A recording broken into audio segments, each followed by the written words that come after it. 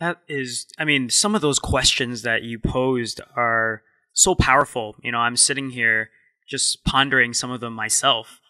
And, you talk, I mean, to be honest, I remember watching you live in Toronto, and you were the one who kind of helped guide me in terms of, you were saying that it's really not about you. It's about serving and it's about, delivering value. But you had a way of saying it that really had this light bulb moment for me where I realized that when people remove themselves from the work that they do, they kind of remove themselves and stop thinking about those questions, maybe going back to these goals of how do I make money? Or, how do I, get the promotion? How do I, climb, whatever the corporate ladder? And you start thinking about the value that you could give to people. It's such a different mind shift. And, some of those questions are really powerful. I'm sure we can write them up and, post them somewhere in the show notes. Maybe tell us a little bit about how people can kind of do that to be able to kind of make that mind shift to serve others and some of the benefits that maybe you've seen from past clients. Yeah. I mean, just get out, I really, the line that's haunting me right now and haunting me in a really great way is stop making this journey about you. Stop making this journey about you. We make so much of it about ourselves. From a parent who says, I'm providing all these opportunities for my kids. Yeah, well, why? Because I love them. No. Why are you doing it? Because, I want them to have opportunities. No. Why are you doing it? And when you break it all down, it's because I don't want them to live the life I didn't have. Well, with respect, you're parenting from a very deep, selfish place, irrespective of the rationale, because you think you're helping them. Why don't you want to get on a stage and speak and share your story? Oh, well, I'd be embarrassed. So, well, I'm sure you would, but why don't you want to do it? Well, I'm afraid of making a mistake. I'm sure you are, but why aren't you doing it? Because what they're not stopping to contemplate is maybe there's a person in the 5th row or the 20th row, or maybe there's one person that showed up to hear them speak that desperately needs to hear their story because they can then be validated that actually, what, I am human, I am okay, that I'm not broken, that I'm not the only one, I'm not alone. And it's okay to have had mistakes or things done to you in this life, and they don't have to determine the outcome of the rest of your life. So we look at this lens of life and this I don't know, landscape of life and this blank canvas, and we look at it and we have this incredible opportunity to reinvent ourselves every single day, and we block it by looking at it through money and looking at it by the stories we've been told and our limiting beliefs and our debilitating beliefs and all the things that block us. And we look at it through the lens of society. Will society see me as a success? Will my parents agree with me? And then we basically bring religion into it, and that creates more complications and so on and so forth. And we don't realize that if we stop making this journey about us, I believe at the core, purpose and passion is tied up into the impact we can make in other people in whatever capacity that is, whether it's through a podcast, opening up a cats and dogs home, just helping somebody, putting your arm around somebody, mentoring somebody, sharing your story, opening your business in a very non-scarce way and helping other people emulate what you've achieved. When I was in India, Jay, what we're doing a documentary, and I don't know anything about documentaries. All I know is I'm compelled to do this. And the documentary, the tone of it is stop making the journey about you. And when I interviewed all these people who run these projects that give back to street kids and orphans and abandoned older people and so on and so forth, I interviewed them and I from a very different place, because they want to promote the project and the cause, and they have the usual script that they give to the press. And I said, no. Let's be selfish here. What are you getting from this? Let's assume that you're doing this from a selfish-driven purpose, that it's all about you. What do you get from this? And without a shadow of a doubt, every single one of them said directly or indirectly the same thing. I get to sleep at night. I have peace of mind. And I believe I'm one of the wealthiest men or women on this earth. And people tell you those things, and what I'm very good at is calling bullshit, or not even calling bullshit, but feeling it. In other words, everyone can hit a bullshit button from Staples. That's easy. But, that's so easy to do. But can you really feel someone's answer? And with respect, or maybe sometimes without respect, you just push the door open and say, hang on, I don't feel that from you. There wasn't one person that I interviewed volunteers, helpers, everything else, that basically I could have done that with, because it was so evident through the gateway of truth, which is the eyes, how much fulfillment they get from what they do. How much fulfillment they get from what they do. And I believe that is a great insight. It doesn't mean that we all have to go out and open an orphanage. It doesn't mean we have to go to Africa or India. We can do it in Canada. We can do it in New York. We can do it in Boston. Is to either take our current businesses, our current avenues, and switch them in a way that has a depth and a meaning to it and an alignment to who we are that will bring huge meaning into our lives. And the byproduct of all of that is the happiness. We should forget about chasing happiness, but the byproduct is happiness. That's the outcome from doing and aligning ourselves to meaning in our lives.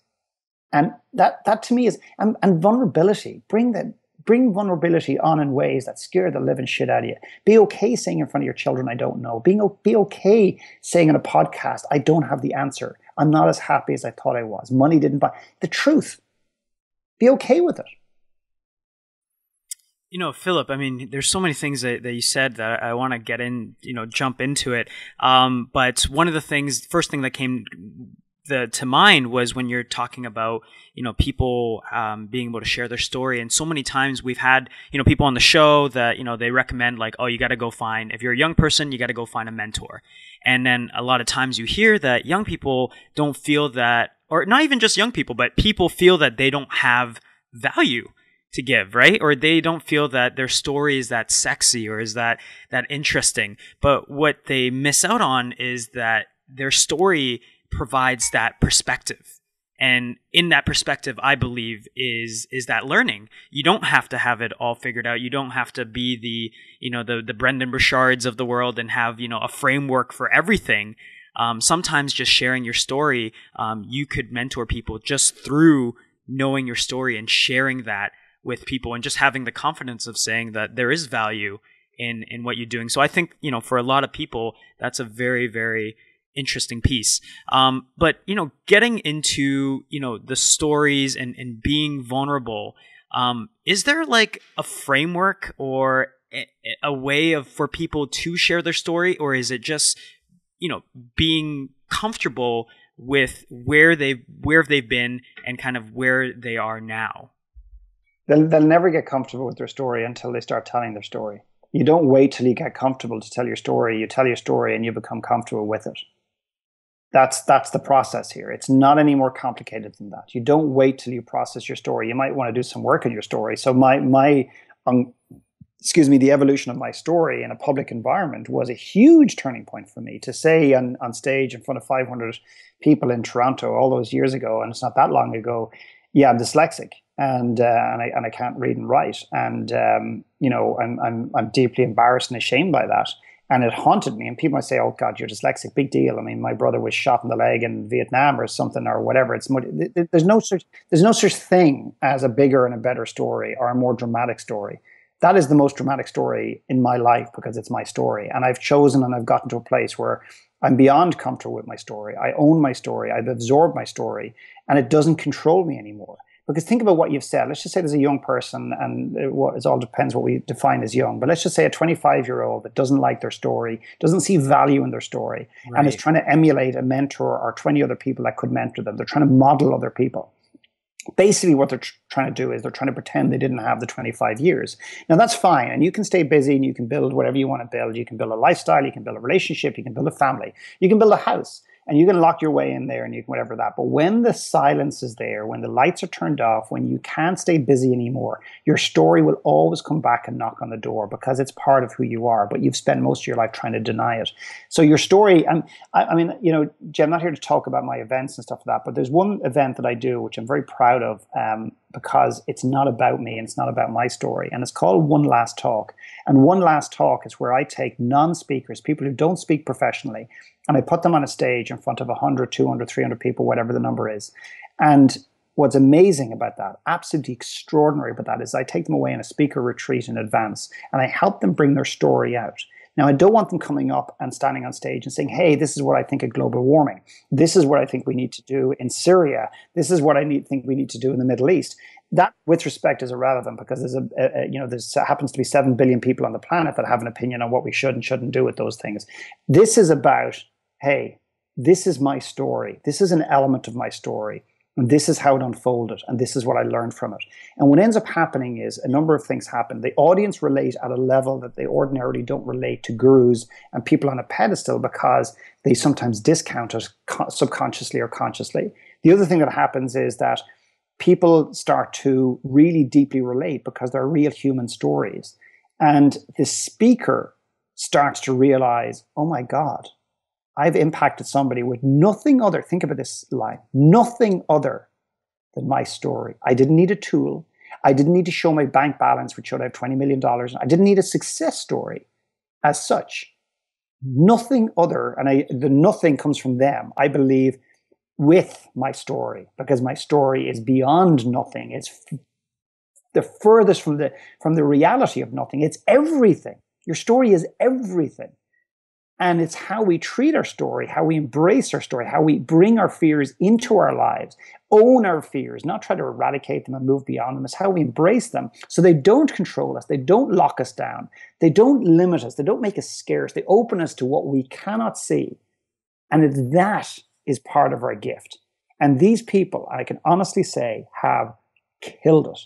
And I don't mean in the rah-rah sense. I mean in the most beautiful, subtle, and significant ways. They have moved the audience in ways that I have never seen anything else. And here's the beauty. They're non-speakers. They're not professional speakers. Right. And that to me is an absolute direct correlation of how we can move people when we don't even know it. Yeah, I mean, it's absolutely amazing to hear that, one, that you run this great event, but I'm just imagining here, just being in the crowd of, listening to these speeches and just people, being vulnerable, sharing the different parts of their life and their own journey through it. And just the amazing perspective that would come from that, and what the audience is. I mean, absolutely tremendous. So, I run a personal branding group, it's like a virtual group with a few students, and the centerpiece of that is being able to tell their own story. Not necessarily because, some people go into the program, they want to be an entrepreneur. They're like, oh, I want to do what you do, or, I want to live this, whatever, rock star lifestyle, or they, want to climb the corporate ladder, whatever the goal is, right? But what we find through the process of actually learning how to tell their story, it's kind of like you alluded to it in the beginning. They develop this deep sense of confidence in themselves, in their story, and just being able to share that sometimes is worth the value to them of the program. So I guess learning to tell your own story, has that been instrumental, I guess, in your evolution and in the evolution of your clients? Yeah, I think a part of the work that I do, I mean, this not everywhere, but this is a part of my work, depending on where people come in, is where I deal with nothing other than your story, and how your story has, and people have often come in even to my work, or even that particular experience, this retreat that I run, and they'll say to me, oh, I've dealt with my story, I've dealt with my past, or, I've dealt with that. And, you can just tell straight away that they haven't. They've dealt with it in a very mechanical way. They've dealt with it, maybe in a therapeutic way or whatever it happens to be, but they don't realize how their relationship to money still lingers. Think about that for a question. What is your relationship to money? And people go, what are you talking about? You can't have a relationship with money. Well, you do. You have a relationship to everything that exists in your life. So what is your relationship to money? And that is a fascinating conversation. And I've had people look at me and say, yeah, no, it's just neutral. It's just nothing. And then that could be the answer you accept. And then suddenly you start digging into it and you ask 10 additional questions, and you get them to do exercises. And then suddenly venom and anger or upset and starts to show up in the room, where people are realizing that money has controlled them in many of the decisions that they've made, and still controls them to this day. So what a powerful way of equipping somebody on a deep level of awareness, knowledge, and information, that when they go into a business meeting or they go in to look at a career opportunity, that they've got this relationship to money that hasn't historically served them, and they know that it's front and centered. We don't try to deal with it to suppress it. We deal with this so they can embrace it. And they go, oh, here's the pattern again of self-sabotage. I need to be cognizant of that and make a better decision or a different decision to create a different outcome. So your story is literally determining the rest of your life, whether you like it or not. As I say, your past has created your present. Your past has created your present, and your present is creating your future. So everything you are today is determined by your past. Who you've hung out with, where you've lived, what school you went to, what alcohol you consumed, what drugs you took, or how much water you drank, whatever, everything, your physicality, your mind, your brain, your soul. And therefore, everything you are today is determining who you are tomorrow and in 10 years from now. Every decision you make today and every decision you don't make today is based on your past. It's not based on who you are. It's influenced deeply by your past. Deeply by your past. So therefore, some of the greatest work you can do as a human being, as a business owner, as a young wannabe entrepreneur, or a young person looking to come into this earth, is not wait till you're 50 or 60 to do this work. It's to do this work before and to understand why you behave, the patterns that show up, that you cannot and are not open to seeing. I can't tell you many clients I work with. I work with a lot of young people, like teenagers, on self-esteem, self-worth story, and I've done that for years. And I can't tell you how many older people, like in their 40s, 50s, 60s, have said to me, holy shit, it's a pity I didn't meet you when I was 15 or 20 or whatever it happens to be. Mm-hmm. Because they may have, and I think you have to sometimes live through mistakes and the evolution to become truly wise in this life, because age doesn't equal wisdom, in my personal opinion. I know a lot of old people that have less than zero wisdom or very little wisdom or whatever. Gray hair does not make you wise. I know some very young people that don't have any gray hairs and are 20 years from gray hairs, and they're wise beyond belief. Beyond belief. We put so much credence on age. It's extraordinary in a very negative way often. So your story is massively influential, but it doesn't hold the sexiness. Then let's just say there's 2 seminars. You get off the tube and there's 2 seminars. Hey, come in and get to know your story on the left, and then the right, hey, be a billionaire by 21. Okay? Which is the way that most people want. They want to be the billionaire, and they'll say to themselves, oh, the story sounds good, but when I'm a billionaire, I'll have so much time and freedom. When I'm 21, I'll be able to come back and spend the next 25 years in my story. Doesn't work like that. Doesn't work like that. Never has, never will. And it's almost like they have to go through that journey of, self-discovery, of learning their story, so that maybe in hopes of creating enough value in the world that maybe someday that they do become a billionaire. So much of your work and workshops that you mentioned already, I realized that you kind of, you take them, I guess that they're all over the place. I mean, you mentioned India, that you were there for a documentary. I know you do some retreats in Ireland. Does traveling, traveling itself, taking oneself out of context, does that play a part in the road of self-discovery and in the work that you do? Yeah, I mean, I think some people think travel can be the golden ticket to, education, evolution. I think to some extent it's how you travel. Right. One person could go to India tomorrow morning, spend a week in India, come back and say, God, what a smelly dump of a country. And I've heard that from many, many people. I could bring them to India for a week and they could come back, and I don't mean change, but I mean that's stirred, opened in a very different way, because what we do is we provide a particular type of experience in India. And in the case of what we did 3 or 4 weeks ago, is we brought people to an experience called Give and Grow.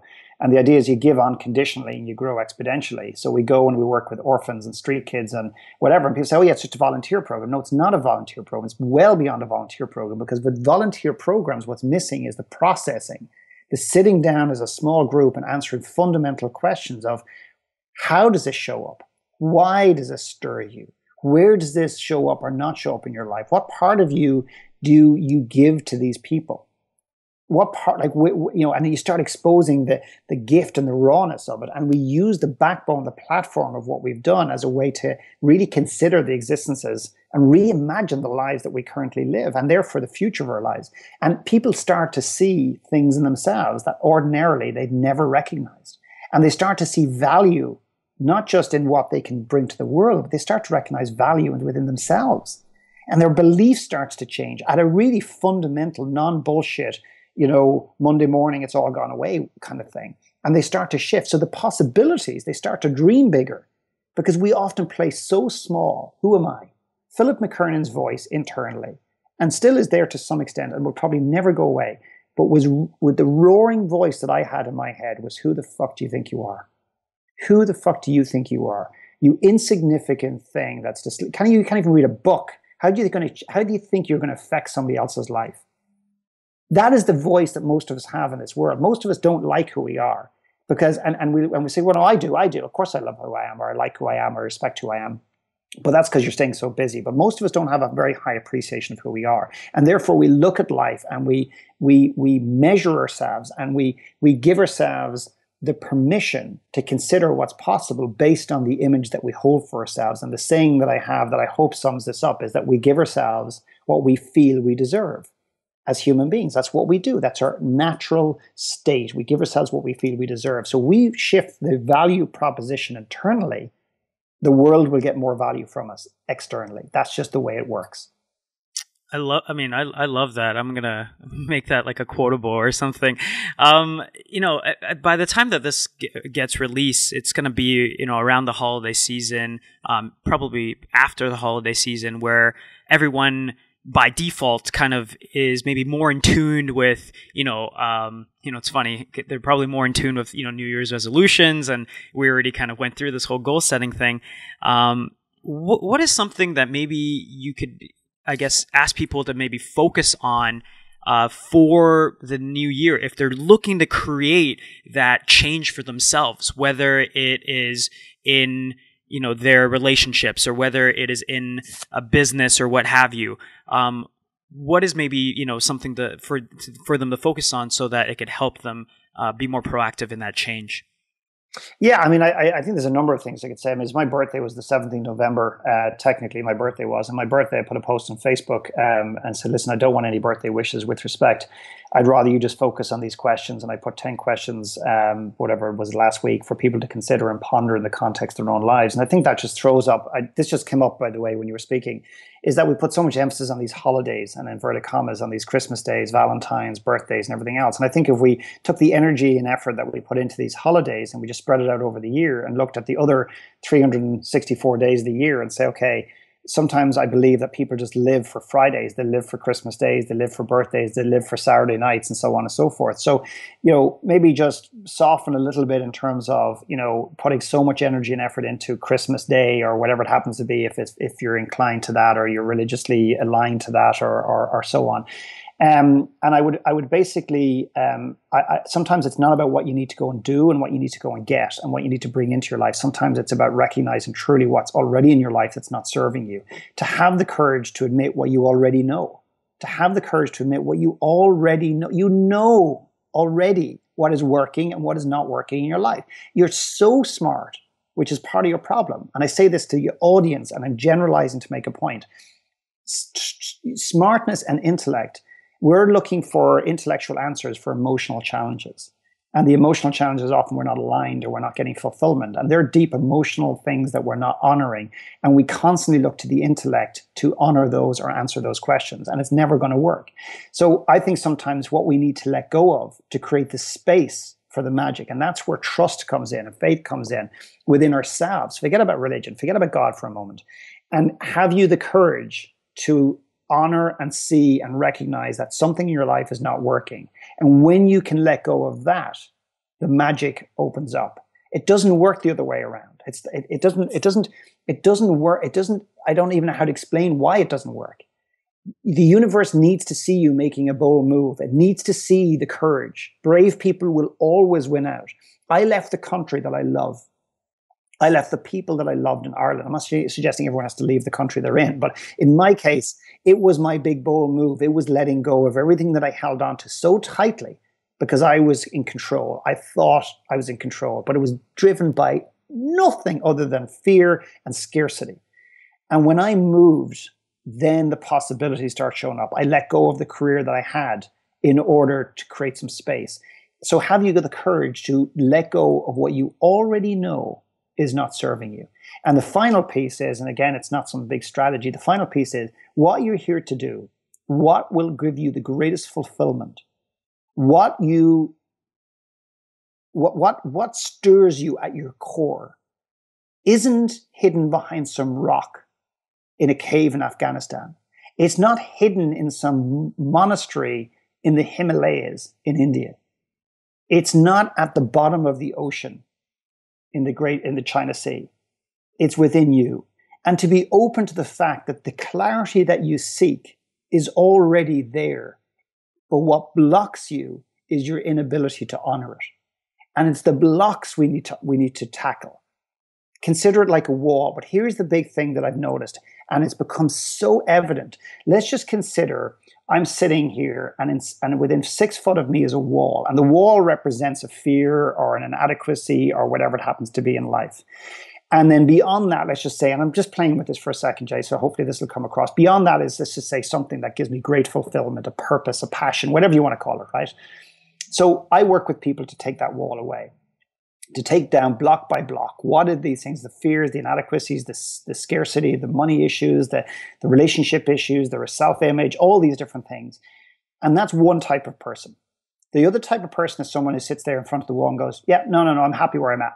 I'm happy where I'm at. No, I've got a great relationship. No, trust me, I have a great relationship. Everything's fantastic. Everything's great. And they're in complete fucking denial of their existence because they don't want to see what they already know. And it'll come back to haunt them eventually. And then the other type of person is this person. When you take down the wall, they put another one on the far side of it. And when you take down that wall, they create another wall. And then you take down that wall. So in other words, they're layering in blocks because they're so scared of uncovering the truth. They are so worried about finding their passion. They're so worried about finding the clarity that they say they want because it requires them to make change. It requires them to step out. And that is another type of person that subconsciously constantly creates walls. And they're in a very deep victim space as much as they pretend they're not and deny they aren't. And it would be deeply insulted if you suggested it. They just don't want to see the clarity that they want.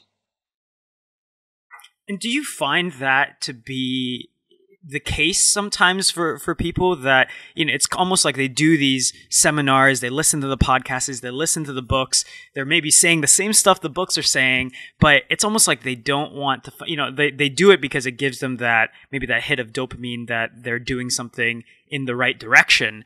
But they really don't. It's like they kind of want the truth, but they don't really want to embrace the truth. Do you find that to be kind of a common thing?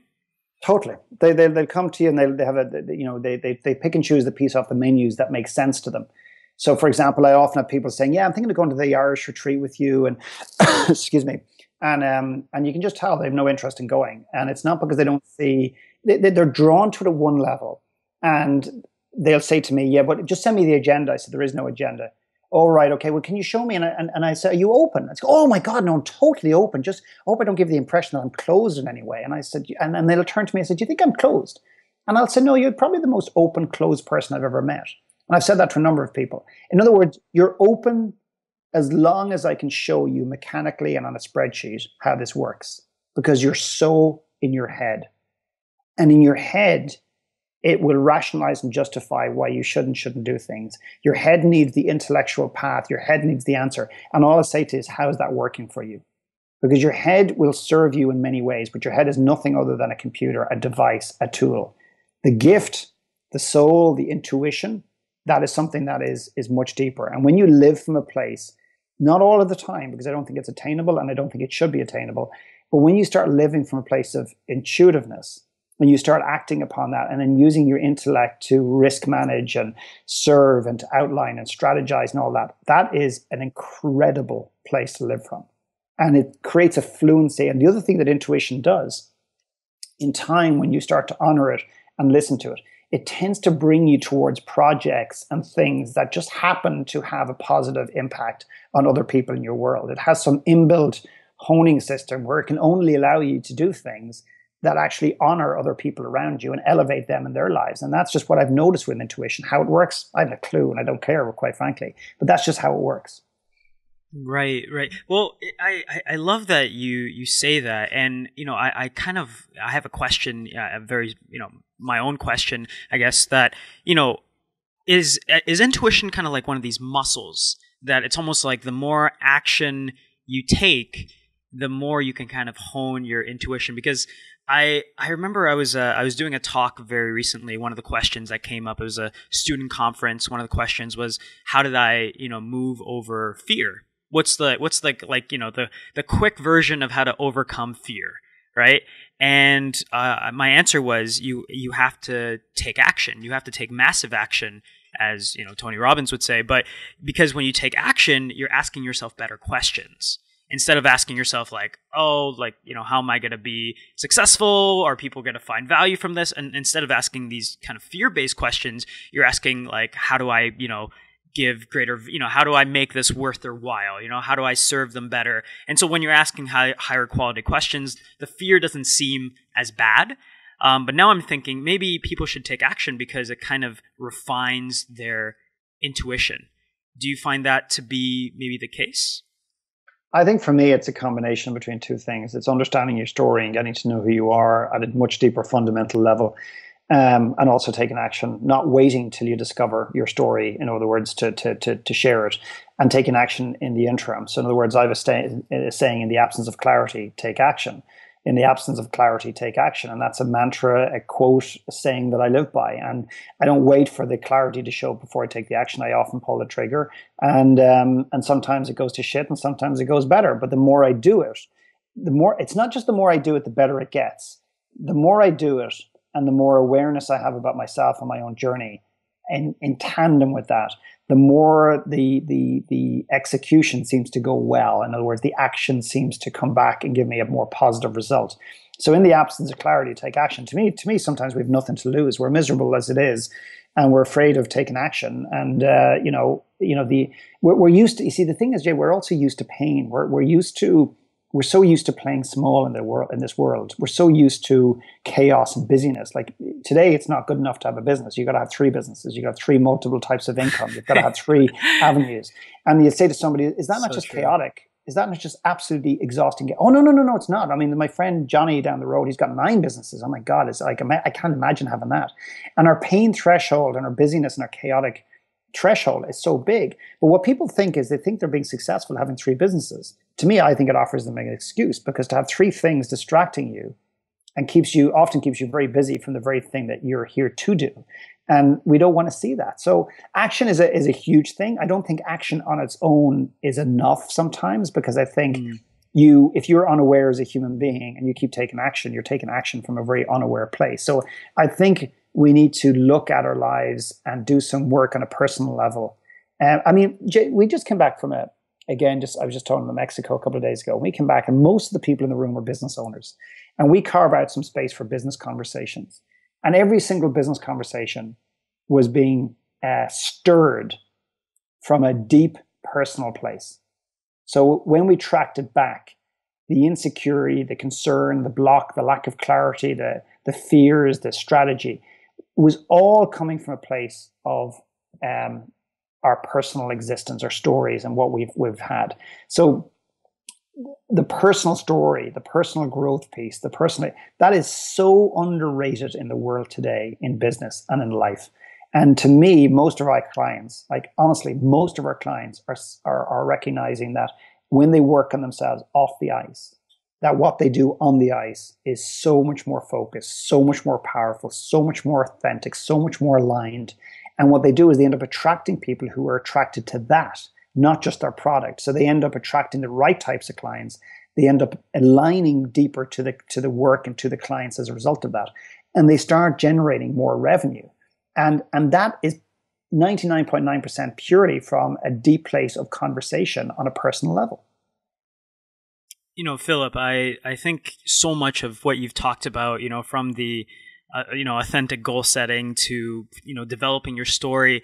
I found it to be, even just being a part of this conversation, I found it very, very educational. I hope the audience, found it to be educational as well. I have a last couple questions as we wrap up here, and I'm just curious to see what you think. But when you think of the word success, who comes to mind and why? I know in your line of work you've met a lot of world-class athletes, millionaires, billionaires, what have you, but really curious to see what you would think. I'm successful. I'm fucking successful. I've never said that in my life before, but it's time. I'm successful. Now, I'm not my role model. I don't have a photograph of myself on my mantelpiece. I don't look up to myself. I don't put myself on a pedestal. I don't think that I'm something that I'm not. I don't think I'm as good as everyone says I am. I don't think I'm the guru that everybody, with all the answers that everybody, I don't think I deliver as much value as my clients think. I think they do 90% of the work. I'm the catalyst. But I'm bloody successful. And it's time I've said that to the world for the first time. And, my 43 years on this planet, that's the first time I think I've ever said that in a public domain or even privately. And it might come across as the most ridiculously self-serving, arrogant, whatever. But honestly, right now, I don't give a shit anymore. Philip, I mean, I absolutely think that that's amazing. I did an episode a few weeks ago. It was called it's time. It was called a proven method on validating ourselves. And instead of, celebrating, we always talk about celebrating wins, and, you got to celebrate all the little wins, and you got to, keep yourself happy. But there is so much power in validating our own journey, validating our struggle, and being able to say, look, I've accomplished some amazing things. And maybe it's not, whatever the normal definition of success, but to the ability to say that and to say it with confidence and not shy away from however it's being seen from the rest of society. I think that's a very, very crucial piece that no one ever actually talks about is validating themselves as always this external thing. So, I mean, thank you for sharing that with us. And, the last question to kind of cap off this interview is, the show's called The Inner Changemaker. I believe that it's under the premise that whatever we want to see in the world, whatever change, whether big or small, that really all change happens within ourselves. And we mentioned that a couple times, throughout the interview. So what is your definition of the word changemaker, or someone being a changemaker? I'm not sure I'm going to give you a definition, but what kind of conjures up for me is you just a very heroic individual who has the tremendous courage to show up every single day. And I think the greatest change we can make in our own lives is not to become like somebody else, is not to model ourselves on the person that we've read about in Time magazine or Fortune 500, articles or whatever it happens to be. I think, to be a change maker is to have the courage to actually show up more and more of who you are every day, to remove those masks that you have inherited from the ripe old age of 10 years old in the playground when we desperately wanted to fit in, to when we went to college and we desperately wanted to fit in and we took up another mask. And then we wore another mask when we started our career, and another one when we became an entrepreneur, and another one when we went to the bar with our makeup on or our new suit on because we wanted to pretend we were something we weren't to fall in love.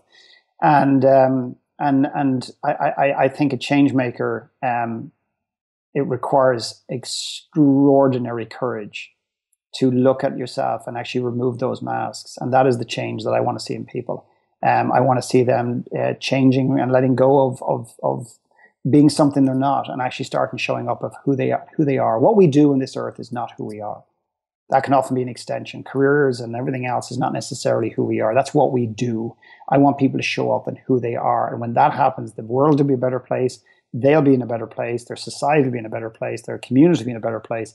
And you know what? Quite frankly, we'll probably end up making a bit of money along the way as well. So that to me is what kind of conjures up. I'm not sure that's what you wanted, but that's what starts stirring in my soul. Yeah, no, I think that's, it's almost like what comes to mind for you, how, you would see a change maker. But, sorry, if I may just jump across there one quick. And here's the thing.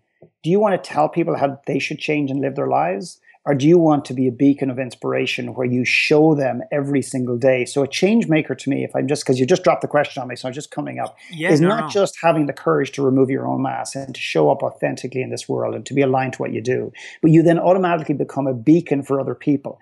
Everyone wants to spend their life, we all want to change our family, and our family don't want us to change. So our family will say things to us like, hey, Jay, I want you to be happy. Now, what they're not saying is, now don't change to be happy. Well, we want you to be happy, but don't change, because your change is going to stimulate and stir something in me that I don't want to recognize. So we can lecture our kids on what they should do. We can lecture our brothers and our sisters. We can even tell our parents.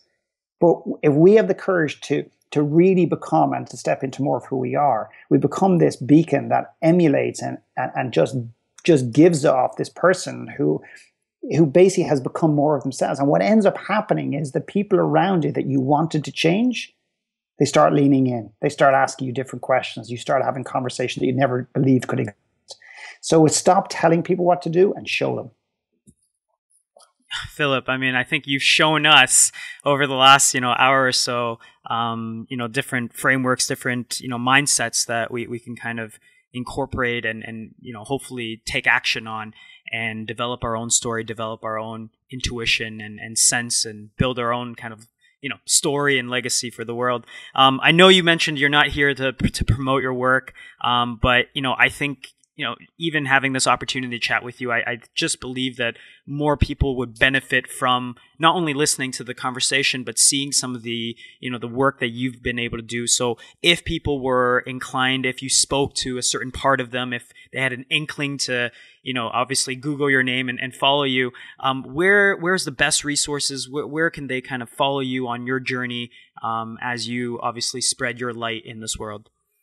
Yeah, I mean, obviously, the social media outlets. I'm not massive in social media, but I'm on Facebook, etc. philipmckernan.com is the main website, and there's lots of resources there that people can download for free. They don't have to buy anything. And I've written a book recently as well called Rich on Paper, Poor on Life. So there's lots of stuff out there, and if they're inclined to, check out the work, I'd be deeply grateful for that. And that's probably the best place to start. Amazing, Philip. Thank you once again for your time and just sharing, honestly, sharing from a place that I think we all feel is believable, but not in the sense of like it's some tactic or whatever. But so thank you for that. I think it's rare to see that in the world, and I hope that we can get to that level ourselves. But thank you for spending this time with us. Appreciate it. Thank you. That is it for this week's interview. Did you like what you heard? If so, please subscribe, rate, and review the podcast. We're building a community together for changemakers under the belief that together we can change the world. Join the movement at www.theinnerchangemaker.com. You can also go there for show notes and additional resources not provided in the podcast. Until next time, live with passion, live your dream, and live it now.